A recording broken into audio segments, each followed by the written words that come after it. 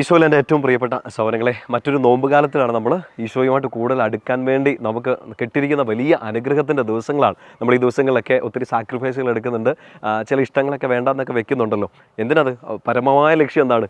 ഈശോയെ കൂടുതൽ അടുത്തറിയുക, ഈശോയെ സ്നേഹിക്കുക, ഈശോയോട് കുറേയും കൂടെ ഒന്ന് ചേർന്നിരിക്കുക എന്നുള്ളതാണ് നമ്മുടെ ലക്ഷ്യം. ഇപ്പോൾ ഈ ഒരു നോമ്പുകാലത്തിൽ പ്രത്യേകമായിട്ട് നമ്മൾ ശ്രദ്ധിക്കേണ്ടതാണ്. നമ്മൾ ഈ ആത്മീയ മേഖലയിൽ ഇങ്ങനെ ഓരോ കാര്യങ്ങളൊക്കെ ചെയ്യുന്നുണ്ടല്ലോ. നമ്മൾ വിശുദ്ധ കുർബാന സ്വീകരിക്കുന്നു, നമ്മൾ വചനം വായിക്കുന്നു, നമ്മൾ ധ്യാനങ്ങളിലൊക്കെ പങ്കെടുക്കുന്നു, ഈശോയെ കൂടുതൽ അടുത്തറിയാൻ വേണ്ടി നമ്മൾ വായിക്കുന്നു, പ്രാർത്ഥിക്കുന്നു, മറ്റുള്ളവരോട് ചോദിച്ചറിയുന്ന എല്ലാ കാര്യങ്ങളും നമ്മൾ ചെയ്യുമ്പോൾ ഈശോയുമായിട്ട് ഓരോ ദിവസവും നമ്മൾ കൂടുതൽ അടുക്കുന്നുണ്ടോ എന്ന് ശ്രദ്ധിക്കണം. ഇപ്പോൾ കഴിഞ്ഞ നോമ്പ് കാലം നിങ്ങളൊന്ന് ഓർത്ത് നോക്കിയേ.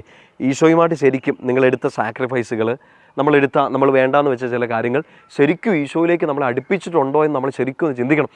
ഇനി അത് അടുപ്പിച്ചിട്ടില്ലെങ്കിൽ 50 ദിവസം 40 ദിവസം നീണ്ടു നിൽക്കുന്ന നോമ്പ്, ഇനി 25 നോമ്പ്, നമ്മൾ 3 നോമ്പ് നോക്കുന്നു, അങ്ങനെ പരിശുദ്ധ അമ്മയോട് ചേർന്ന് 8 നോമ്പ് നോക്കുന്നു, ഇങ്ങനെ ഒത്തിരി നോയമ്പുകൾ നമ്മൾ നോക്കുമ്പോഴും ഈശോയുമായിട്ട് നമ്മൾ അടുക്കുന്നില്ലെങ്കിൽ ചിലപ്പോൾ ആ ഉപേക്ഷകളൊക്കെ അതിൻ്റെ ലക്ഷ്യത്തിലേക്ക് എത്താതെ പോകും. അപ്പോൾ ഇതിൻ്റെയൊക്കെ ലക്ഷ്യം എന്തായിരിക്കണം? ഈശോയിലേക്ക് കൂടുതൽ ഒന്നുകൂടെ അടുക്കാൻ വേണ്ടിയിട്ട് നമ്മളിപ്പോൾ ഈശോയെ ഫോളോ ചെയ്യുന്നുണ്ട്. പക്ഷേ ഫോളോ ചെയ്യുമ്പോൾ ഈശോയെ ഒരു സ്ഥലത്തവിടെ നിർത്തിയിട്ട് ഓക്കെ, ഞങ്ങൾ ഇത്രയും കാര്യങ്ങളൊക്കെ ഫോളോ ചെയ്യുന്നു, ഞങ്ങൾ ഇത്രയും ബൈബിൾ വായിക്കുന്നുണ്ട്, ഇങ്ങനെയൊക്കെ കുർബാനയൊക്കെ അർപ്പിക്കുന്നുണ്ട്, ഇത്ര നന്മ പ്രവർത്തികളൊക്കെ ചെയ്യുന്നുണ്ടെന്നൊക്കെ പറഞ്ഞ് നമ്മളൊരു കുഞ്ഞാത്മീയതയായിട്ടൊക്കെ പോകുന്നുണ്ടാവും. പക്ഷേ കുഞ്ഞാത്മീയതയല്ല ഈശോ ആവശ്യപ്പെടുക. കുഞ്ഞു കുഞ്ഞു സ്റ്റെപ്പുകൾ ഓരോ ദിവസവും എടുക്കുന്ന ആത്മീയതയാണ്. ഓരോ ദിവസവും ഒരു ശതമാനമെങ്കിലും കൂടുതൽ ഈശോയിലോട്ട് അടുക്കാൻ നമുക്ക് പറ്റുന്നുണ്ടോയെന്ന് ശരിക്കും നമ്മുടെ ഒരു സ്പിരിച്വാലിറ്റിയുടെ ഗ്രാഫ് എടുത്ത് നമ്മളെല്ലാവരും പേഴ്സണലി ഒന്ന് ചിന്തിക്കേണ്ടതുണ്ട്. അപ്പോൾ ഓരോരുത്തർക്കും ഓരോ രീതിയിലായിരിക്കും. നമ്മളിപ്പോൾ കേട്ടുകൊണ്ടിരിക്കുന്നവർ, പറഞ്ഞുകൊണ്ടിരിക്കുന്ന അച്ഛൻ, എല്ലാവർക്കും ഓരോ രീതിയിലായിരിക്കും നമ്മുടെ ആത്മീയത. പക്ഷേ നമ്മൾ ഉറപ്പ് വരുത്തേണ്ട ഒരു കാര്യം ഇതാണ്: ഓരോ ദിവസവും കുഞ്ഞു കുഞ്ഞു സ്റ്റെപ്പുകൾ വെച്ച് ഈശോയിലേക്ക് കൂടുതൽ അടുക്കുക. അങ്ങനെ അടുക്കാൻ ശ്രമിച്ചില്ലെങ്കിൽ, നമുക്കിപ്പോൾ ഇത്രയും മതി എന്നൊക്കെ വിചാരിച്ച് നമ്മളിവിടെ നിൽക്കുകയാണെങ്കിൽ ചെറിയ അപകടം വരാൻ സാധ്യതയുണ്ട്. അതിനുള്ള ഏറ്റവും നല്ല ഉദാഹരണമാണ് നമ്മുടെ പ്രിയപ്പെട്ട പത്രോസ്ലീഹ. മത്തായി സുവിശേഷം 26-ാമത്തെ അധ്യായത്തിൽ ഈശോ തനിക്കുണ്ടാകാൻ പോകുന്ന ഒറ്റുകൊടുക്കലിനെ കുറിച്ചും ഒക്കെ പറയുന്ന സമയത്ത്, നിങ്ങളെല്ലാവരും എന്നെ ഇട്ടേച്ച് പോകുന്നൊക്കെ പറയുന്ന സമയത്ത് ഭയങ്കര കോൺഫിഡൻസോടെ പത്രോസ്ലീഹ പറയുന്നുണ്ട്, ആരൊക്കെ ഇട്ടേച്ച് പോയാലും ഞാൻ പോകത്തില്ലെന്ന് പറയുന്നുണ്ട്. ആരൊക്കെ തള്ളി പറഞ്ഞാലും ഞാൻ തള്ളി പറയത്തില്ല ഈശോ എന്നൊക്കെ പറയുന്നുണ്ട്. ഈശോ പറയുന്നുണ്ട്, എനിക്കറിയാം എന്നാ സംഭവിക്കാൻ പോകുന്നതെന്ന്. കോഴി കൂവുന്ന കാര്യമൊക്കെ ഈശോ പറയുന്നുണ്ട്.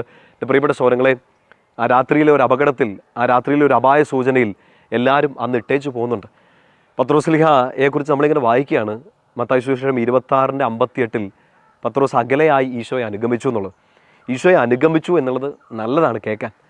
പക്ഷേ അതിനകത്തൊരു അപകടം കിടക്കുകയാണ്. പത്രോസ്ലീഹ നമ്മുടെ മുമ്പിൽ നമുക്കും വരാനുള്ളൊരു സാധ്യതയെക്കുറിച്ച് ഇങ്ങനെ പറയുകയാണ്: അകലെയായി അനുഗമിച്ചു. നമുക്ക് ഈശോയെ ഇങ്ങനെ അനുഗമിക്കുന്നുണ്ട്. നമ്മൾ ക്രിസ്ത്യാനികളായിരിക്കാം, നമ്മൾ വചനം സ്വീകരിച്ചവരായിരിക്കാം, നമ്മൾ ഈശോയുടെ സ്നേഹം അറിഞ്ഞവരായിരിക്കാം. ഈശോയെ അനുഗമിക്കുന്നുണ്ട്. പക്ഷേ അകലെയായിട്ട് അനുഗമിക്കുകയാണോ അതോ അടുത്ത് അനുഗമിക്കുന്നുണ്ടോ എന്ന്. അതായത് ഓരോ ദിവസവും നമ്മുടെ ആത്മീയ പ്രവൃത്തികൾ നമ്മൾ ചെയ്യുമ്പോൾ കൂടുതൽ ഈശോയിലേക്ക് അടുക്കുന്നുണ്ടോ എന്ന് നമ്മൾ ശ്രദ്ധിക്കണം.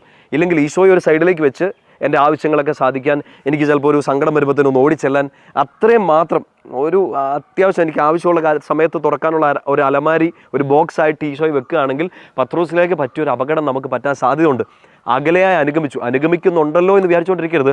അകലെ അനുഗമിച്ചാൽ പതുക്കെ പത്രോസിലേക്ക് ചെയ്ത് എന്താണെന്നറിയോ? ആ ഇരുട്ടിലേക്ക് മാറിയിരുന്നു, കുറച്ചങ്ങോട്ട് പിന്നെയും മാറിയിരുന്ന് തീ കാഞ്ഞുകൊണ്ടിരുന്നു. ഈശോ എന്ന ചൂടിൽ നിന്ന്, ഈശോ എന്ന സ്നേഹത്തിൽ നിന്ന് അകന്ന് മറ്റ് പലതിലേക്കും പത്രോസ്ലീഹ പോയി. അങ്ങനെ പോയിടത്തെല്ലാം പത്രോസ്ലീഹ ഈശോയെ എനിക്കാളെ അറിയത്തുപോലും ഇല്ല എന്ന് പറഞ്ഞുകൊണ്ട് തള്ളിപ്പറയേണ്ട ഒരു അവസ്ഥ വന്നു. നമ്മൾ അനുഗമിക്കുന്നുണ്ട്, പക്ഷെ അകലെയായിട്ടാണ് അനുഗമിക്കുന്നതെങ്കിൽ തള്ളിപ്പറച്ചിൽ അത്ര ദൂരെയല്ല. നമ്മൾ ചിലപ്പോൾ ഈശോയെ തള്ളിപ്പറഞ്ഞെന്ന് വരാം. എൻ്റെ പ്രിയപ്പെട്ട സഹോദരങ്ങളെ, ഈ നോമ്പ് കാലത്ത് നമ്മൾ വചനം വായിക്കുമ്പോൾ, നമ്മൾ സാക്രിഫൈസുകളൊക്കെ എടുക്കുമ്പോൾ ഉറപ്പ് വരുത്തേണ്ട ഒരു കാര്യമാണ്: ഡെയിലി 1%, 1% ഒരു ദിവസമെങ്കിലും കുഞ്ഞു സ്റ്റെപ്പുകൾ എടുത്ത് ഈശോയുടെ ഹൃദയത്തിലേക്ക് കൂടുതൽ അടുക്കാൻ വേണ്ടി നമ്മൾ ശ്രദ്ധിക്കണം. അകലെയായി അനുഗമിക്കുന്നത് അനുഗമിക്കലല്ല. അകലെയായിട്ട് അനുഗമിച്ചാൽ തള്ളിപ്പറച്ചിലിനുള്ള സാധ്യത കൂടുതലാണ്. ഈശോയോട് കൂടുതൽ അടുക്കാൻ വേണ്ടി ശ്രമിക്കുക. ഈ ദിവസങ്ങളിലൊക്കെ നമ്മൾ കുമ്പസാരിക്കുമ്പോൾ, കൂദാശകൾ സ്വീകരിക്കുമ്പോൾ, വചനം വായിക്കുമ്പോഴെല്ലാം എൻ്റെ ഈശോയെ ഞാൻ കുറേയും കൂടെ നിന്നോട് അടുക്കട്ടെ എന്ന് പറഞ്ഞ് പ്രാർത്ഥിച്ചുകൊണ്ട് വേണം ചെയ്യാൻ. അകലെയായിട്ട് നമുക്ക് അനുഗമിക്കുന്നെങ്കിൽ ഈശോയായിട്ട് ഓരോ ദിവസവും അടുത്തടുത്ത് വരിക. അതിന് നമുക്ക് പരസ്പരം പ്രാർത്ഥിക്കാം. ഈശോ നിങ്ങളെ അനുഗ്രഹിക്കട്ടെ. അച്ഛനോടും പ്രാർത്ഥിക്കുക. ഈ നോമ്പുകാലം വലിയ അനുഗ്രഹമാക്കി നമുക്ക് മാറ്റണം. കർത്താവിൻ്റെ കൃപ നിങ്ങളുടെ കൂടെ ഉണ്ടായിരിക്കട്ടെ. പിതാവിൻ്റെയും പുത്രൻ്റെയും പരിശുദ്ധാത്മാവിൻ്റെയും നാമത്തിൽ ആമേൻ.